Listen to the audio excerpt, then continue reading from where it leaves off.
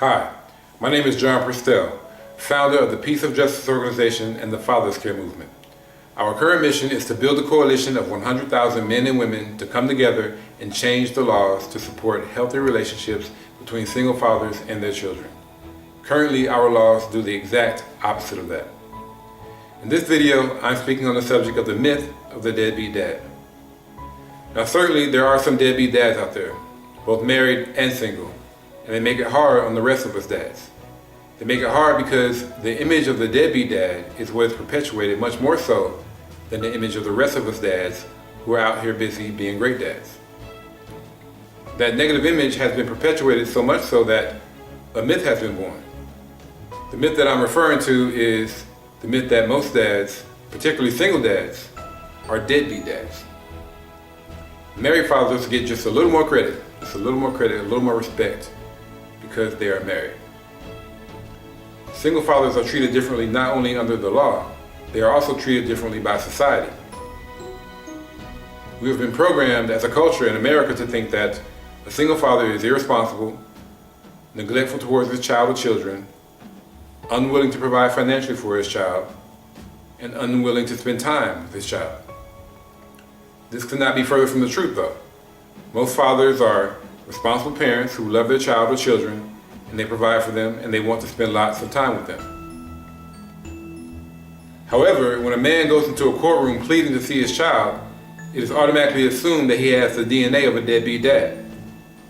Men are unfairly blamed for the failure of the relationship in the courtroom, and you can hear it in the tone of the conversations in the courtroom.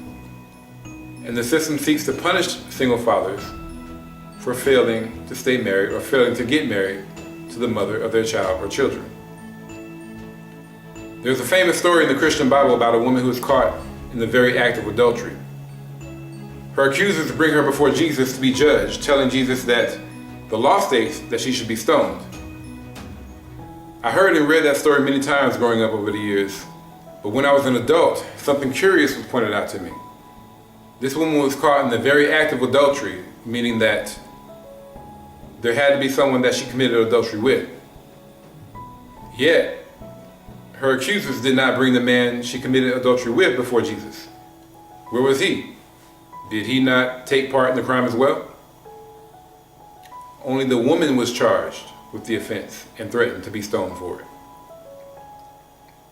Well, in family court, men are treated like the so-called adulterous woman. He is presented before the judge as the reason why the whole relationship failed, and his accusers demand that he be stoned for it. There is the stone that knocks him into being an every other weekend dad. There is the stone that knocks the dollars and cents out of his bank account. There is the boulder that completely knocks him out of the life of his child. The vast majority of fathers are not deadbeat dads. Most single fathers make a great effort to establish prominence and remain prominent in the lives of their child or children. Many fathers like myself put up a great fight against the system, trying to make sure that we're heavily involved in the lives of our children. Some fathers get weary though. It's not easy fighting the system. It is mentally, emotionally, spiritually, physically, and financially draining. The system oftentimes beats fathers down to the point where they feel like their best option is to just lick their wounds and fight no more, surrender. And then what is that father called? A deadbeat dad. Well, he was beaten to death by the system. The system turns great dads into deadbeat dads. Some fathers who have witnessed these men being beaten to death by the system, they don't even bother to fight when they're faced with the same threats to the relationship between them and their children. They view the system as Mike Tyson in his prime, knocking everyone out in seconds. Not every man is willing to take a fight with Mike Tyson in his prime. Because win or lose, taking that fight is likely going to come with a hefty price. A hefty price that few can afford. The mental price, the emotional price, the spiritual price, the physical price, and of course the financial price. I personally believe in fighting to the end, but I certainly understand why some men do not. It is a very heavy burden to bear. But make no mistake, it is the fault of the system The system has failed us, and that is why we have to take action to reverse the damage and prevent further damage. That is why the coalition of 100,000 men and women is so important. We have the power to change this. Let's not let the system beat one more dad to death. And let's start holding deadbeat mothers accountable. That's right, deadbeat mothers who get no attention, who can come into court over a child custody case and easily walk out with full custody of her child. Under the laws in Georgia, any parent who deprives a child of something they critically need can be charged with neglect. And I think that any parent who deprives a child of something they critically need would be considered an unfit or bad parent. If a parent were to deprive a child of water, something they critically need, they would be considered a bad parent. If a parent were to deprive a child of food, something they critically need, they would be considered a bad parent. If a parent were to deprive a child of shelter, something they critically need, they would be considered a bad parent. If a parent were to deprive a child of health care, something they critically need, they would be considered a bad parent. If a parent were to deprive a child of their mother, someone they critically need, they would be considered a bad parent. If a parent were to deprive a child of their father, someone they critically need, they would be considered a bad parent. Or would they? Many mothers routinely seek to deprive children of their father, someone they critically need. Any mother seeking to deprive a child of their father is a bad parent. I'll say that again. Any mother seeking to deprive a child of their father is a bad parent.